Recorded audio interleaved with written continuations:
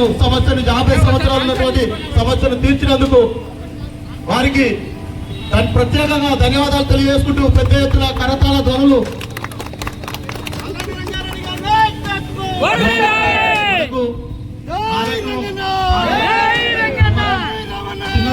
మరి పెద్ద ఎత్తున కరతాళ ధ్వనులతో మరి ఈ కార్యక్రమం మరి 30 ప్రారంభించినందుకు ప్రత్యేకంగా ఎమ్మెల్యే గారికి ధన్యవాదాలు తెలియజేసుకుంటూ మరి ఒకటే ఒక విషయం అడుగుతున్నా, చాలా మంది నిరుపేదలు ఉన్నారు. మా దగ్గర ఎండోమేళ దేవస్థానంతో కానీ అదేవిధంగా మన మున్సిపల్ ఫండ్స్ తో కానీ పెద్ద ఎత్తున ఒక 10 ఎకరాల్లో ఒక ఫంక్షన్ హాల్ నిర్మించాల్సిందిగా ఇప్పుడు ఇప్పటి వరకు చాలా మంది మాట్లాడాం. మరి మీరు అనుకుంటే కాదనేది లేదు, మా మదిలో ఉన్నది. అదేవిధంగా ఇక్కడ మరి ఉచిత కరెంటు దాదాపు 1000 మందికి. అనిత ధనరాజ్ గారు, కౌన్సిలర్లు, ఇక్కడ ఉండేటువంటి అధికారులు, కమిషనర్ గారు, గ్రామ పెద్దలు, కాలనీల సోదరులు అందరికీ నా నమస్కారం. మన ప్రాంతమంతా ఎంతో 15 సంవత్సరాలు పూర్తిగా అభివృద్ధికి నోచుకోలేక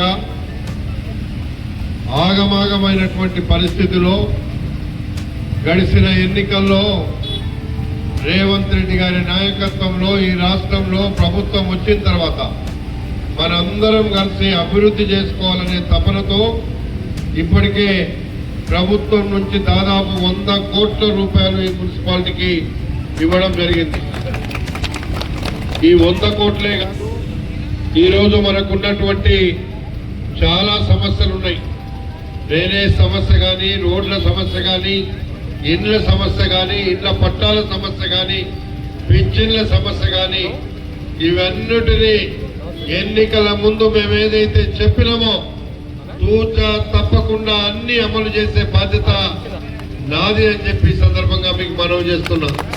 ఇవన్నీ కావాలంటే 7 లక్షల కోట్ల రూపాయలు మన నెత్తిన పెట్టిన కేసీఆర్ అనే దుర్మార్గుడు అవన్నిటిని తెలుపుకుంటూనే మనం అధికార యంత్రాంగాన్ని పక్కన పెట్టుకొని అభివృద్ధి చేయడానికి ముందుకెళ్తున్నాం.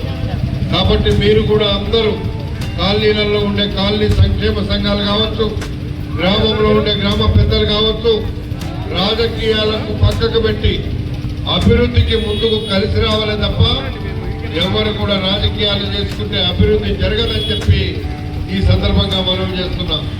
ఇజ్జాపూర్ అంటే నా సొంత గ్రామం ఎట్లాగో ఇజ్జాపూర్ అట్లా అభివృద్ధి చేసిన ఒకప్పుడు. ఈరోజు ఇది చూస్తే అస్తవ్యస్తం అయిపోయింది. ఈ అస్తవ్యస్తమైన ఇజ్జాపూర్ను తిరిగి అన్ని విధాల అభివృద్ధి చేయడానికి మేము ముందుకెళ్తున్నాం. అందులో భాగంగానే ఇక్కడ కొన్ని పట్టా సర్టిఫికెట్లు కూడా 58, 59 జీవోలో 200 గజాల లోపున్న అందరికీ కూడా ఇస్తామని చెప్పినామో ఇస్తున్నామని చెప్పి కూడా ఈ సందర్భంగా మనం చేస్తున్నాం. ఏది ఏమైనా పురపాలక సంఘ అభివృద్ధికి ఎవడు పని చేయలేదు. ఉన్న భూములు అమ్ముకొని 1000 కోట్ల రూపాయలు దండుకున్నారు. అందుకే ముఖ్యమంత్రి గారు రేవంత్ రెడ్డి కాగానే దాదాపు 100 కోట్లు ఈరోజు మనం మున్సిపాలిటీకి తెచ్చుకున్నాం. ఇంకా రాబోయే రోజుల్లో డ్రైనేజ్ కోసం, రోడ్ల కోసం, ఈ మున్సిపాలిటీ అభివృద్ధి కోసం డబ్బులు తెచ్చేటువంటి బాధ్యతను నేనే తీసుకున్నా.